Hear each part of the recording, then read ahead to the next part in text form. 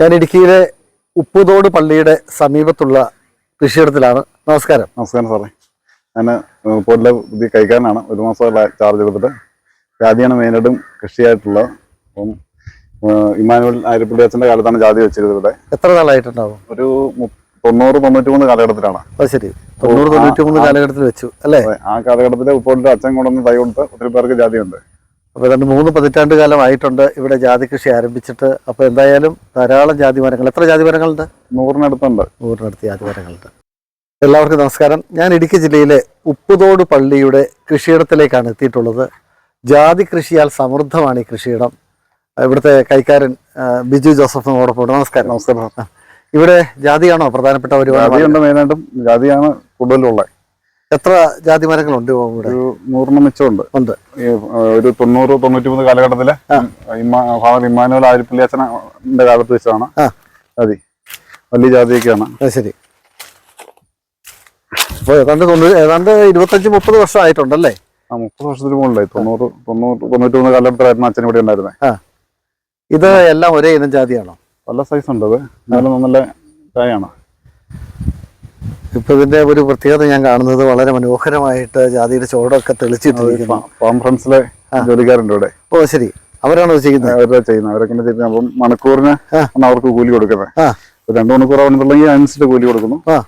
അപ്പൊ അങ്ങനെ അത് നല്ല ഇതാണ്. നമുക്ക് ആവശ്യമുള്ളപ്പോൾ അവരെ വിളിച്ച് എപ്പോൾ ചെല്ലുണ്ട്. 10-30ഓളം ആൾക്കാർ ഇപ്പൊ നിലവിലുണ്ട്.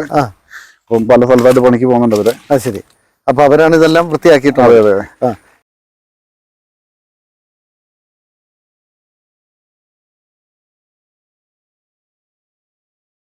അപ്പൊ അവരാണ് ഇതെല്ലാം വൃത്തിയാക്കിയിട്ടുള്ളത്. അതെ അതെ.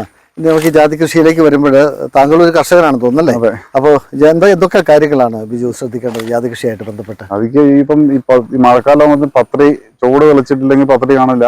പെട്ടെന്ന് ചീഞ്ഞു പോയി. നമുക്ക് ഒരു ദിവസം ചാടുന്ന പത്രീനെ എടുത്തില്ലെങ്കിൽ ചീഞ്ഞു പോകും. അപ്പം കാണാൻ പോകത്തിനാണ് ചൂടുമെല്ലാം തെളിച്ചിരുന്നത്. പിന്നെ വളവിടണം, കാണപ്പൊടിയൊക്കെ ഇട്ട് എന്നിട്ട് ചെയ്തെടുക്കുക. ഇതിപ്പോ നല്ല ആദായം കിട്ടുന്ന ജാതി മരങ്ങളാണ് തോന്നുന്നല്ലേ? അതെ അതെ. ഒത്തിരി 10-30 വർഷത്തിന് മുകളിൽ പഴക്കമുള്ള. അത് ശരി ശരി. അപ്പൊ ഇതിപ്പോ വിളവെടുപ്പ് ആരംഭിച്ചിട്ട് എത്ര നാളായിട്ടുണ്ട്?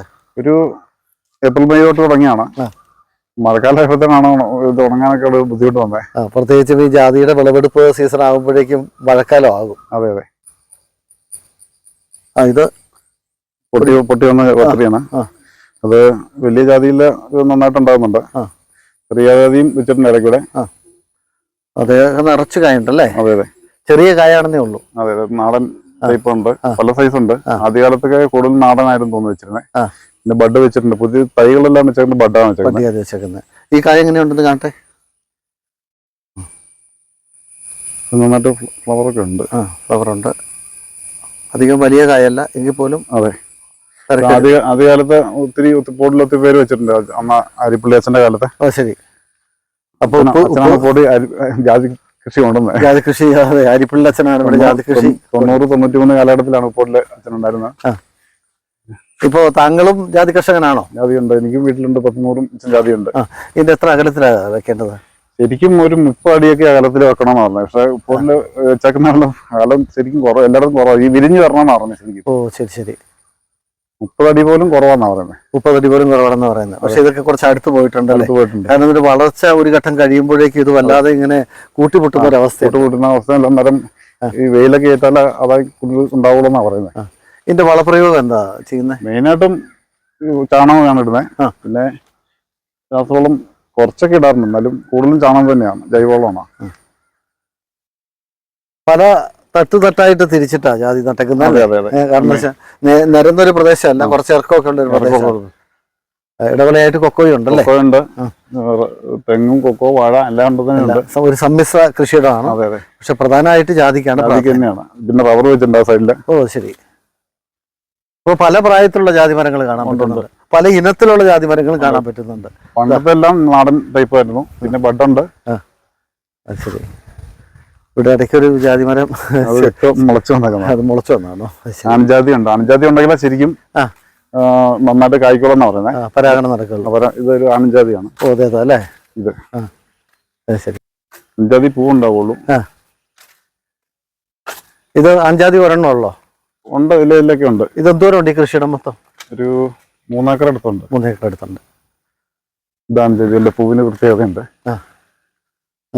ശരി.